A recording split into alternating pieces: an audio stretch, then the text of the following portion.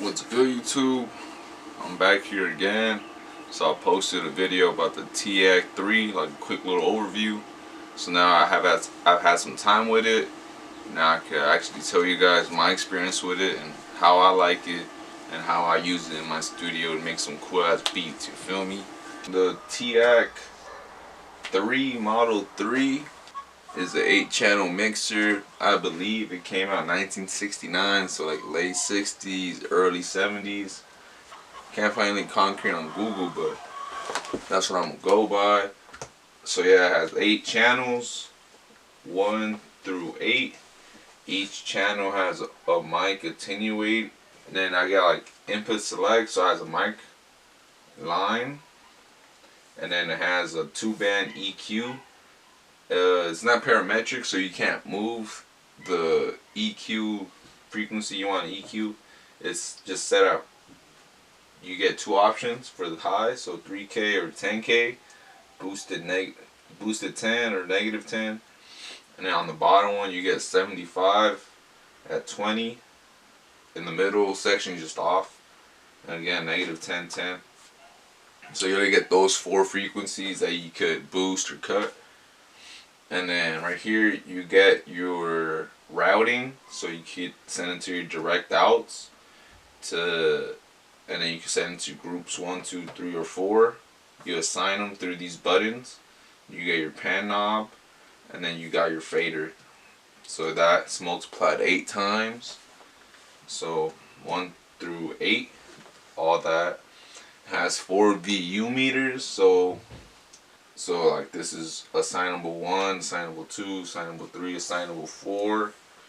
Alright, and now here on the master you got your headphones or your monitor. The submix or monitor, control the volume with this. And then this is where the assignables go to the main master. So assignables 1 through 4, select them all. They all go through the main master monitor, and then this is the master fader. This is the submix. I'm not too sure what this does, but I'm guessing, you know, like submixes, so like assignable outs. And you got a headphone jack right here. I was told on YouTube that it has induction EQ, so it doesn't use any power.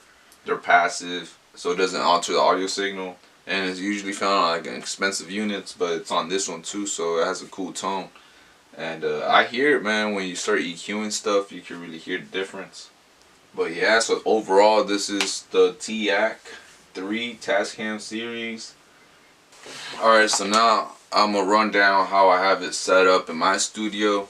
So like how I said, it's an 8-channel mixer. That's perfect for me because my MPC has 8 assignable outs. So that's how I use it. I have the 8 assignable outs going to the mixer. And then thank goodness this mixer has direct outs, after the fader, post fader direct outs, post EQ direct outs. So that's what makes it special. That's what I wanted it for. Like, wow. So I get the tone out of it and I can record it, the separate stems, onto my computer. So it has the direct outs going to the Tascam Model 24. I've covered this in a different video, how I use it with the external mixer. The direct outs go to channels 1 through 8, and that goes into Pro Tools. So that's how I have it hooked up. So yeah, and then with this setup, I'm able to track out, you know, make a beat, and I still have the stereo outs going straight from my MPC to the Model 24. So I don't gotta turn this on until I'm done with the beat I want to mix. That's how I'm using it. That's how it is in my studio. So assignable outs, direct outs from here. I make the beat, send everything to here, mix it into the Tascam Model 24. That gets captured into my Pro Tools session, and I mix it further. I just have the stamps. I don't mix it further. I just have the stamps right there. Alright, so I'm gonna show you how I mix this. So channels 1 is a kick, channel 2 is my snare, and channel 3 is my hi-hat. Let me play this. So everything's down let me just put all the EQs back at 0. So fader, right, and then EQ loop. So right now I'm boosting like 2 dB on 75 on the kick, and then snare I'm on 3K, about like 4 dB, hi-hat 10K, 4 dB at 10K, and yeah, that's how I have the thing. So then I have each one assigned to direct out, so it gets captured by my Tascam Model 24 into my computer, and that's how I'm hearing it back, right? So then this thing, my channel 5 is kind of messed up. It has I feel like it has like a filter. It has like, it's real dark. So like, you know, the samples, like, you know, the full spectrum. This cuts everything from like the high end a bit. I'll show you right here. So this is channel 5. I have no EQ, right? No EQ. Right. Now, if I change it from channel 5 to like my channel 6, you'll hear the difference on the high end. Hear it? It's like louder. Same volume. Same EQ. And then boom, channel 5, it's like a lot darker.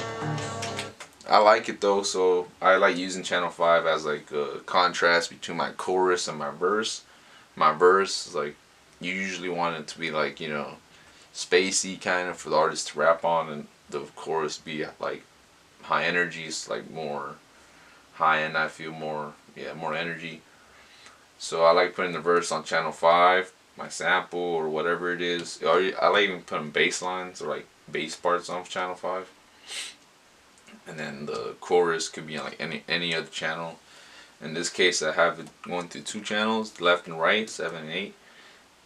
So it could be stereo, and then the verse will be mono, and it'll be like the full spectrum.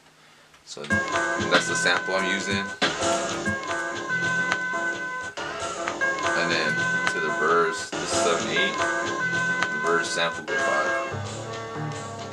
Yeah. And yeah, so then channel 5 I just boosted 3K a bit, so you hear the horns a bit more.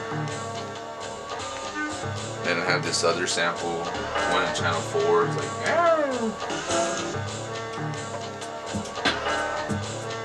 and that's my beat. And then it goes into the chorus part. I just muted the drums right now, but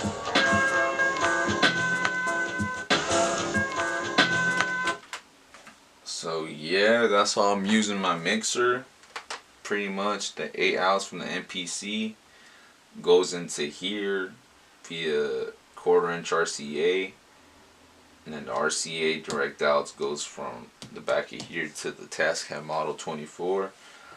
And yeah, I level everything on here. I use the EQs like to what I hear fit, and get my levels. And then the good thing, it's post EQ, post fader. That's the magic in this. So it captures all the EQ settings. It captures where I have the fucking fader. So if I'm playing the beat, bro, and I wanna fade in the fucking sample, it gets captured into Pro Tools like that. I love it. And it has like its own mojo, channel 5, and then the EQs are pretty nuts. Probably put up a diagram of the EQ graph and shit, you feel me?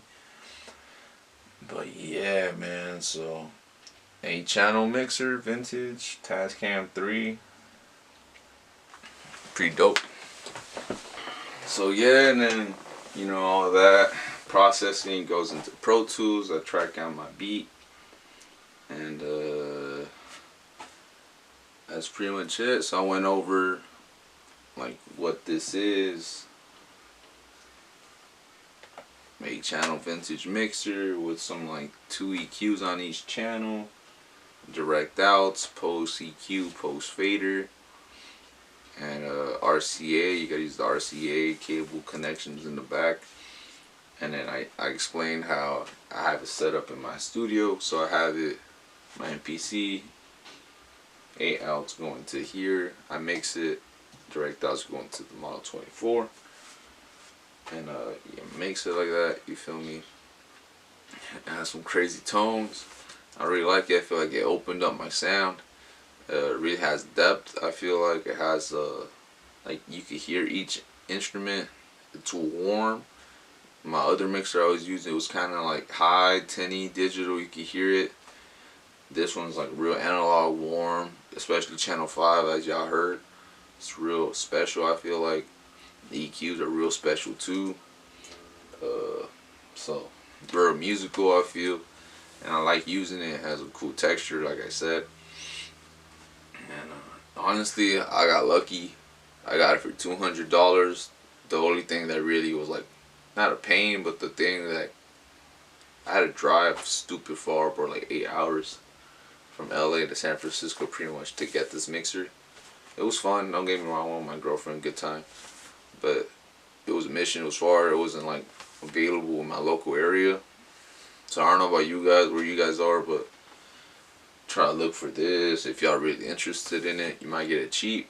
But low key, I've seen them on eBay, bro. 500 fucking bucks, dude.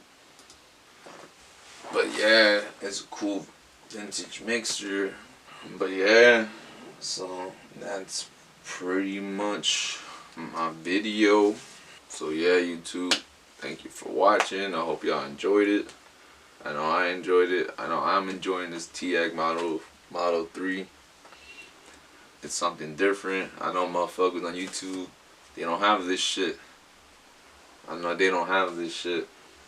Makes, I don't know, make me different. So try to find something y'all like, something y'all interested in. Just dive into it, and that'll be your unique self. You know, everyone's unique. So keep on trying to find it. I know I'm still trying to find it. I'm just progressing. So yeah, see you on the next one, boy.